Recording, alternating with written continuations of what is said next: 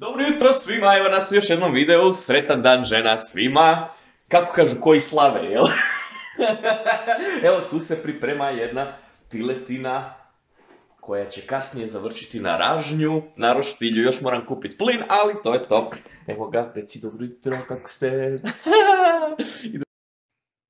Hvala svim našim vjernim pratiocima na našem kanalu koji su nas gledali, koji su nam se pridružili. Tako je, evo i upravo smo došli do velikog broja 20. Ljudi moji, kad se sjetim nije bilo ni mjesec dana, imali smo koliko, 5-6, pa sam sanjao o duplom broju, to je rast od 100%, biti na 10, 12, pa je bio lucky number 13, i sada smo već na 20, postajemo ozbiljni kanal, ljudi moji, mi smo ozbiljni, sada idemo gore na 25 pretplatnika i molim vas još jednom, ostavite svoj komentar ispod videa, dajte mi ideju za novi video, probat ćemo biti zanimljivi, kao i uvijek, i odgovarati na vaša pitanja. A sad idemo po plin, malo ćete vidjeti kako to izgleda i ražanj. Video je gotov nakon toga. Evo ga, imamo manju bocu i veću bocu. Sad ne znam koju ću, uzet ću oba dvije pa ćemo vidjeti kasnije, ćemo tu staviti pile da se peče.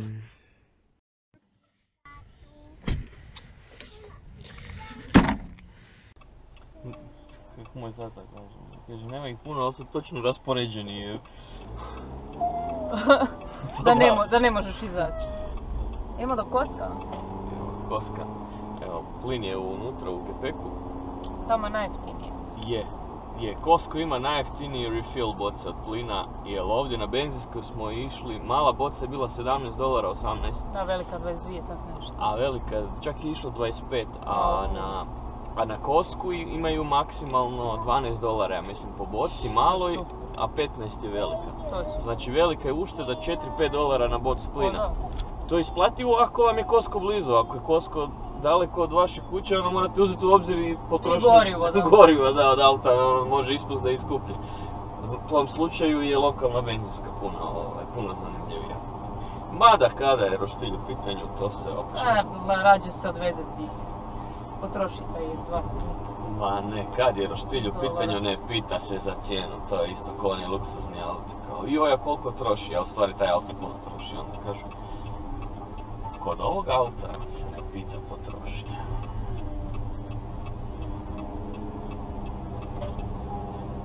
Sad smo na glavnoj cesti. To je prekrasni mali led bridge. Sve ima na jednom malom mjestu i ne treba se daleko ići. I nema toliko velike gužve.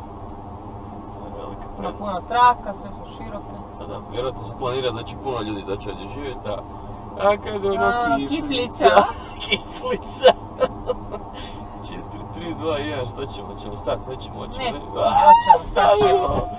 Evo, mislim da se prevrnula boca. Od 4 semafora, 7 ih je zatvoreno. Htio bi dolje zatvoren, ne dolje se otvori dok pređeš opet. Sve će se zatvara do dućana, a dućan je na zadnjim onom semaforu. Super. Bolje da sam išao po polju. Zašto imam teren? Pa zašto imam teren? Ali već na sljedećem... Evo ti onaj frozen jogurt koji ide na gramažu. Jo, katastrofa. To košta $10, a okus bljutavi nikakav. Ona iz McDonald'sa ima savršen okus. A koliko je $1 i nešto. Prva liga. Sunday ili kako? Sunday. Da, ali ima ono u kornetu kao, samo je $1 onako. To je fin sladoled. A u čašici je 3. Pa dobro, ali imaš gore i onih raznih preljeva, sirupi. Viš da se ipak ljudi doselili. Pa ne, u stvari oni drže te semafore crveno da bi ispalo kao da ima ljudi u gradu, znaš kao. Vidiš da imamo gužvu. Drže po pol sata da se skupe ljudi, 4 auta. Gužva od 20 auta je.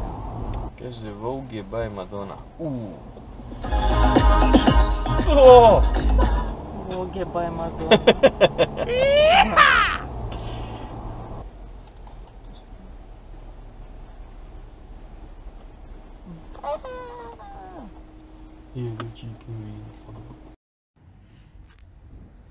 Evo ga, tu pune boce.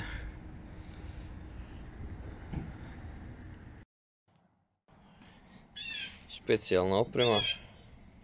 Kamen nam drži malo otvorena vrata. Vidi ga kako se lijepo okreće. Naravno još nije gotovo, ali ide prema boljem. Malo opremi. Oprema ova, ražanj, dođe $20 u Walmartu. Ovaj mali motorić. I znači ova se to zove osovina ili ti ga ražanje. Super stvar. Ovo je stari roštilj, ali za ražanje je savršena stvar. Picek je napokon gotov, hvala što ste gledali ovaj video. Eto, i imamo tu i rajčicu narezanu sa roštilja, cijelo pile. Sad ćemo mi navaliti na klopu, a vi lijepo uživajte do našeg sljedećeg videa. Ako imate bilo kakve ideje ili nešto da vas zanima, isto naravno recite nam, pa mi ćemo snimiti to. Bok.